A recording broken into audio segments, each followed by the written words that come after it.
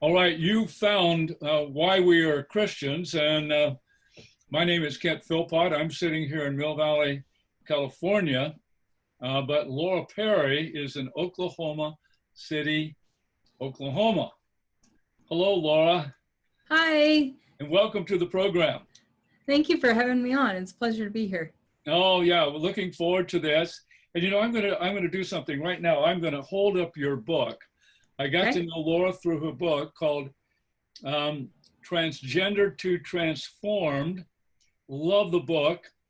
You can get it on Amazon.com, and we'll talk about her book later on. But this is how I got to know Laura. And Laura, let's begin with uh, tell us about your family, where you grew up, and sort of those basic details of family and so on.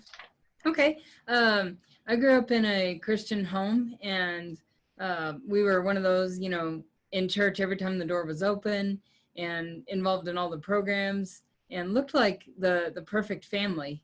But, things weren't always so easy at home. And I think as a child, we all think that everybody else's family is perfect. Like, ours is the only one that has problems. And, we never talked about any of it. And so I thought that there was something really wrong with me. I didn't feel very loved by my mother. And I look back, and I think a lot of it was misperception. She was always doing a lot for me, but she never really wanted to spend time with me. And my dad would always spend a lot of time with me, and he'd play games with me and do those kind of things. And but because mom never really wanted me around, and she would tell me things like, go away, just get off me, leave me alone, go to your room, and that's how I was treated a lot. And so I You, just felt like mom didn't love me at all. do you have brothers and sisters? I did. Yeah, I had a one brother and one sister, and I had my sister was 8 years older, and my brother was 6 years older, so there was quite a gap. In high school, how was your high school years? High school was really rough. When I was 14, I had I was really getting angry with God. I had wanted to be a boy for so long, and I had wasn't getting along well with my mother. I was really beginning to reject my female identity. I was diagnosed with polycystic ovarian syndrome, and so I was having constant pain and just all kinds of problems from this.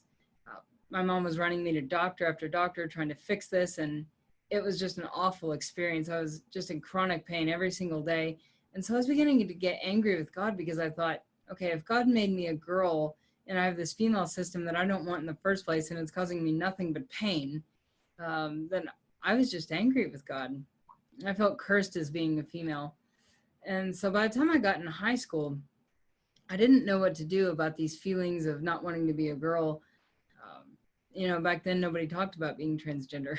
So I began to sort of try to solve all this pain by a lot of partying and sleeping around, and became very, very promiscuous. And I was trying so hard to find love. And, the love I'd received as a little child, I think had gotten warped into sexual desire. I was molested when I was 8. Yeah. And so I think love and sex had become confused very, very early on. It wasn't by a family member, it was by a neighbor. Uh-huh. But still, it created a lot of confusion. So by high school, I was just sleeping around with anybody that would pay attention to me. Yeah. Okay. Um, so your high school years were a little rough. I'm wondering, Laura, if at this point, I know you were going to church on a regular basis and so on. Would you have described yourself as actually a born-again Christian at that point? No, I wouldn't. I know that I had gone through the motions. I was had made a profession when I was 8. I was baptized, but I remember clearly the reason I wanted to get baptized was because my best friend at the time, there was a boy that I had called my boyfriend for many, many years, and we called each other boyfriend and girlfriend, and he was getting baptized, so I wanted to get baptized too. I had no concept of it. And the only time I remember ever really pursuing the Lord, I know that when I was at youth camp one year, the Lord called me to be a missionary. I was 13. But I don't think I ever really knew the Lord. I know that I was not born again. In fact, I remember hearing the scripture, 2 Corinthians 5:17, where it says, if anyone is in Christ, he is a new creature. Old things have passed away. Behold, all things have become new. And I remember in high school thinking, I'm not a new creation. I think I just knew that intuitively. I've been pastor for a long time, and I've seen similar things when kids, we just assume that that they really have an experience with Christ, and they're not. And we used to call that being Christianized. Yeah. Being Christianized, and it's sort of disappointing. But anyway, so it sounds like that maybe happened to you a bit. So in fact, it was kind of forced on me, because I was told very early on that I was a Christian, and it was like I didn't have any choice, and you are a Christian and you are going to follow the Bible and you are going to obey. About how old were you, Laura, when you began to wonder about whether you were a boy or a girl? About how old did that begin with you? It started when I was 5, were the earliest memories. And it started very simple. A lot of it, the rejection of my mom, and that got worse over time. But she treated my brother very differently. And I think there was a couple of reasons for that. One, they just got along much better in personality. He was very quiet and very obedient. And I found out that my mom had miscarried 2 boys between my brother and I. And so I think part of that was she was really grieving the loss of these boys. And so she was very attached to my brother. And she would always talk about, how boys love their mamas, girls are close to their daddies, but boys love their mamas. I heard that over and over and over as a child. And I just felt like, even though I was very loved by my dad, I just felt like mom didn't want me. Yeah. So it sounds to me, Laura, like it wasn't a biological experience that you had. That was an emotional, psychological kind of thing that, of course, would have been beyond understanding of a little kid. Right. 5 years old or 10 years old or 15 years old. And I can see reading your book and hearing your story again in person, how that would have impacted you and made you want to be a boy. Yeah. And I really didn't understand it. By the time I transitioned, I did not see any connection like this to childhood. I was like everybody else. I would have told you I was born that way. I'd always felt that way, and that's just who I was. And I think by the time you begin to embrace that, you buy into the delusion, and you can't see those things anymore. So at the time, I would not have told you, or did not even know of any reason that I felt that way. Yeah. How did other kids, when you were in high school, how did they react to you? Well, nobody knew in high school, because I think back then transgender was still never heard of. Right. So this was in the 90s, and I was just very promiscuous, and I was beginning to just be known to have a pretty bad reputation, and so I had lost a lot of my friends, and I don't know, I was kind of lost looking back. I was just partying all the time and becoming more and more withdrawn, more and more into very dark things. I remember I was so angry with God. When I was 16, I told God I would never serve him again, and really walked away. And I wanted the opposite of Christianity. And so it's really a miracle I didn't end up in a satanic cult. Yes, I was just wondering about you heading in that direction, and I think that is the experience of many people. Yeah. They want to get as far away from it as they can. Yeah. Christianity. Yeah. I think the only reason I didn't end up in a cult or something like that is because there wasn't Google. I couldn't just look up like where the nearest cult was, and I didn't know anybody that was into that. Yeah. And you're in Oklahoma. Might have been a very different thing if you this had been happening in Los Angeles or New York or San Francisco. It could have taken a very a different turn. What happened after that, after high school? Well, my senior year, I had spun so out of control. My parents, actually, my junior year, my parents had sent me to live with my uncle in Alaska, who was a missionary. They were hoping I would remember my dedication to the Lord to be a missionary.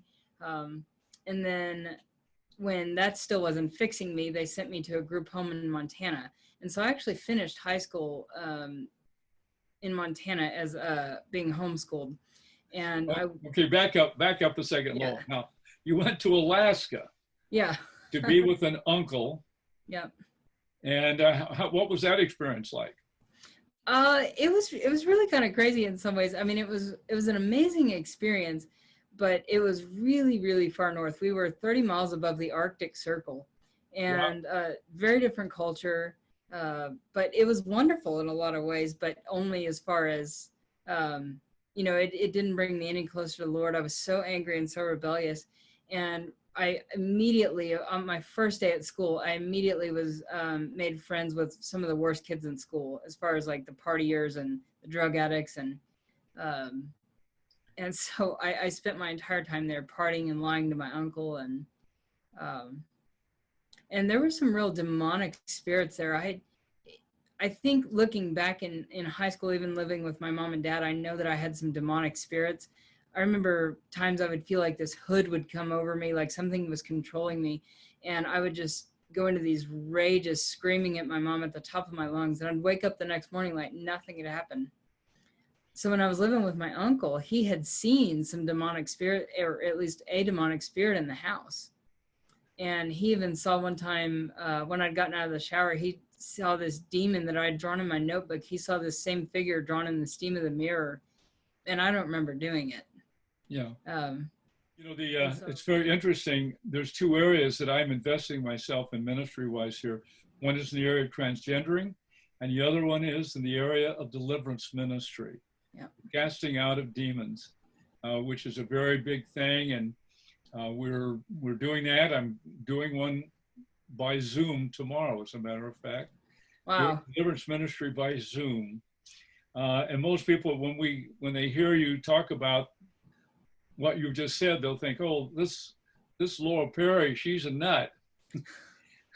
And much to our surprise, their surprise, this is all very real. Very. Very real. So you're up there in Alaska, but somehow you ended up down in Montana. How'd that Yeah. happen? Well, my parents sent me to a group home instead of letting me come home.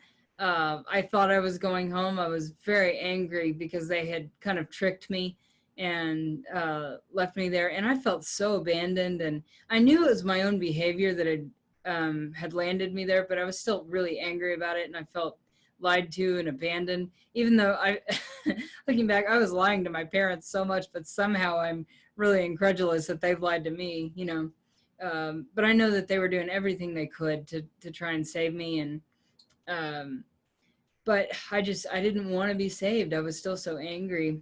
And for several months, I really fought it. And I was determined not to be a Christian. And I was just getting darker and darker, trying to push away Christianity. And eventually they called the elders of the church and had my room anointed and prayed and everything for this demon to be cast out. And at some point, the demon seemed to have left, and I don't even remember it. I wish that was a more dramatic story. I really don't know what happened. And I think because I felt this deliverance, I thought, I'm a Christian, and I think I said some kind of prayer, but I really never had a repentant heart. It was like, I was tired of fighting everybody at the group home. I was tired of trying to resist because I was living with 15 other Christians, and trying to live as a Satanist, it became very difficult. And so I sort of had this change of attitude, like, okay, I'm going to be a Christian now. I'm going to go along with everybody else. But I just still didn't really understand the gospel. And I don't think that I had any kind of repentant heart. I don't remember ever being transformed. And I might not have ever known that if I hadn't been so radically transformed later in life. But looking back, I still didn't know the Lord. But I drifted through that program for about a year. And when I graduated, I went on to YWAM, which is an international youth organization for missions. And I thought, yes, finally, I'm going to be the missionary that God called me to be. And I remember feeling, because everybody told me I had such an amazing testimony, I remember feeling like God's special chosen vessel. Like, I had so much pride, and I, I just thought I was like God's gift to the world. Like I'm gonna be the best missionary ever. And um, I didn't do so well at YWAM, and I think God finally had enough of me and my attitude. When I was in Thailand, I was complaining all the time, and I had a grand mal seizure, and he sent me home. So that's how I ended up back in my hometown of Bartlesville, Oklahoma, living with mom and dad. And, Are you still having the sense that you should have been a boy? uh, at this point, it was really on the back burner. On the back burner? I didn't love being a girl, but again, there was nothing I could do about it at the time. I'd never even heard of transgender. I had these feelings, but I had kind of put that. I was just searching for happiness. I was trying so hard to fix my life, and nothing seemed to be working. And I was becoming disillusioned because I felt like, well, I had tried the Christian thing, and it was like God had let me down. I didn't see how my own attitude had caused that. And so I was just angry and bitter by this time. It got worse when I got into college because I was unhealthy again. I'd had health problems all my life, but I was really gaining a lot of weight, and I was not well liked by the guys, and I was so desperate to be loved. I was in a new city now, in Tulsa, and I was very lonely, and I had made a couple of friends, but I was going to community college, and so there weren't people living on campus like there would be at a four-year university. And I was just getting lonelier and lonelier, and I kept trying to find men to pay attention to me, but nobody was. I remember even thinking, I didn't realize this at the time. By the time I did become transgender, I had forgotten this, but I remember being really jealous of the guys because it seemed like it was easier for guys that were overweight to get dates than it was for a girl. It was very difficult being an overweight female. Yes, okay. So, so here you are in college. What were you studying? What were you hoping to accomplish at school? I was studying computers. I originally was getting into web design, and I really got more and more into the programming side of things. And that really, my classes were almost all male. I was usually the only female in the class. And so I really began to identify more with the guys. Okay. So it's sort of a growing awareness, and you're in your early 20s at this point, Laura? Yeah. Okay. And you're still with your parents at home? No. I had moved to Tulsa by that point. I Oh, moved that's to right. Tulsa when I Okay. started You moved community to college. Tulsa. Yeah. Okay. All right. And so take us a little bit farther along here. You're at school there at Tulsa, and what's going on with Laura there? Well, I was getting more and more depressed, more and more lonely, and I started getting really deep into pornography. I'd been exposed to pornography years earlier, but it really began to spiral out of control in college. I was away from any sort of parental authority now, and so I didn't have to hide what I was doing on the computer. And eventually, the pornography was not enough, and I joined an adult hookup site, basically, and began meeting men all over the state. I was trying so hard to be loved. And I was, telling these men that there were no strings attached, but I was always hoping that one of them would fall in love with me, you know.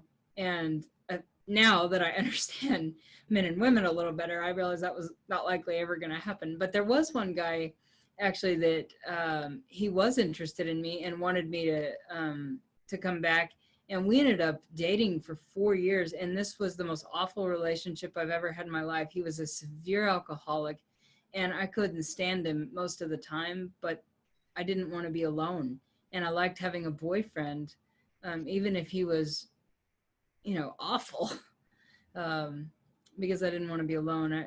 I was so depressed, Yeah. and it was really toward the end of that relationship where I'd been sleeping around behind his back even during the whole time. I really was not in love with him at all. And I remember at one point I thought, the reason that I'm never happy, the reason that I'm never getting any sort of satisfaction, the reason that I'm never being loved by these men is because I was supposed to be the man. And I was like, all those things began flooding back, all those feelings. And I thought, I felt like a boy my whole life. And I wasn't supposed to be a girl. Maybe something happened in the womb, maybe something genetic I don't know about, but I was supposed to be a man. And I still didn't know what to do about it. All I had ever heard of was cross-dressers, and that mainly men that were dressing as women. And so I looked up in Google, girl becoming a boy, just to see if anybody felt like I did. And I was amazed when all these results began to pop up. And I thought, wow, there's others that feel like I do. And that's when I went to a support group meeting in Tulsa. And I was 25 at the time. And I was still in college. I was very nervous. And I said, they asked me to tell a little bit about myself. And I don't remember what I said, but within 5 minutes, they're like, oh, you are definitely transgender. They don't even know me. But these people that are all transgender, nobody had any kind of medical or psychological degree. And they diagnosed me. And I was really worried, though, that I was never going to look like a man. And they said, oh, don't worry about it. After a year or so of taking hormones, no one's ever going to know you are a girl. And that's what I'd wanted to hear all my life. And that was like the big hook. And it was like, yes, this is who I am. And I just completely bought into it. And there was no looking back for me. And at that point, no one was going to tell me otherwise. Right. And your parents didn't know anything about this?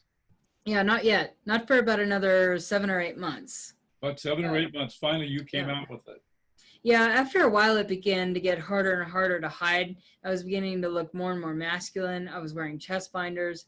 I was dressing in men's clothes. I had cut my hair really, really short. And I remember my mom asked me, I didn't even realize, I was so self-centered at the time. I'd become extremely narcissistic, which is actually really common with transgenders. A lot of people don't understand. And I think there's the biggest reason for that, it's really the worship of self. And people become obsessed with this identity. And people I know that live as transgender, often it becomes all about that identity, and everything revolves around trying to make it real. And it never is. And you're constantly reminded that it's not real. And so everything becomes, well, how can I make this real? What else can I do? What else can I get or whatever that will make this more real? And so I didn't even realize the night that I came out that it was my parents' anniversary. It was their 40th wedding anniversary. And my mom asked me if I was trying to look like a man. And I hadn't intended to tell them, but tears started streaming down my face. And I hated that. I didn't want to be emotional. And it was like that reminding me that I really was a girl, because I just had this extreme, men can be emotional too, but at that moment, I was like, I didn't want to cry. I wanted to be so hard and tough, but so I inadvertently came out to my parents, and they were devastated. I imagine they were. Were you taking hormones at this time? Yep.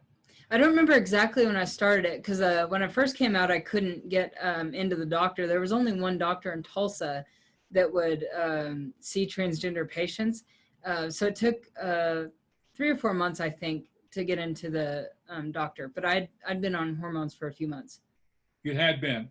And yeah. What changes did you start to notice, Laura? My voice was getting a little bit lower. I think it still took a couple of months after that. I can't remember the exact timeline on that, but I know that my voice lowering was the first thing. And then over time, my face began to masculinize a little bit more. My jawline was getting harder. My body shape was changing. I lost a lot of my figure, I guess you could say. I became more straight, and eventually began to grow a little bit of facial hair. But that really took several years to grow in. But the voice change was probably the most immediate effect. Were you dressing as a male at that point? Yeah, I was dressing as male full time. I had come out to my friends at college, the few friends I had, and I was working at a temporary job, and I had told them that I was living as male, and they had known me for years, but they allowed me to work there as male, and I was using the men's restrooms, and so I really bought into this identity. Okay. So you received quite a bit of acceptance in this Yeah. In this transition stage. Yeah. Okay. And were you involved with men, women? What was your sex life like that? I at the time I really wanted to date girls. I had always been attracted to men, but I just wanted to be a normal man. Looking back, I didn't realize it at the time, but looking back, I was really jealous of my brother, and so I told people at the time that I didn't really care who I dated. I cared about my gender far more than I cared about who I dated. But I was dating girls. I wanted a girlfriend, but I actually ended up with a man that was living as a woman, and so we were both transgender. Wow, this is getting complicated, Yeah. Laura. Yeah. Now, okay, would you say that again? We've got about 1 minute. Yeah. You started dating a male Mm-hmm. who was wanting to be a female. Yes. Yeah. So we were both transitioning oppositely. So Okay. he was living as a woman and I was living as a man. Wow, that sounds very complicated, Laura. Yes, it was. Was that a good experience for you, or? It was. We actually had a very good relationship. Out of all my relationships I've ever had, he treated me so well. Of course, I called him a woman at the time and referred to him as my wife eventually. We had a good relationship. Maybe we bonded, I think, over the mutual experience. And the Lord used him in a lot of ways, really. Really? Even though, I know this wasn't the Lord's will, this was not a God-honoring relationship, he's really the one that pushed me to keep in contact with my parents. He'd lost his parents at a very young age, different times, but he lost his mom when he was 7. And he was also the one that sort of got me on the path of seeking the truth, because he was one of only 3 I've ever met in the lifestyle that were conservative, and he was like radically conservative. Wow. And so it got me to think for the first time in my life, not about just going with what everybody else was saying or doing, but really thinking about what I believed. Wow. Well, Laura, thank you for all of this. We're coming to the end of our first program, but we're going to come back with another program talking with Laura, and there's a whole lot that's coming up. Thank you, Laura. We're going to have a little pause, and we'll come right back on our Zoom and record the second one. All right.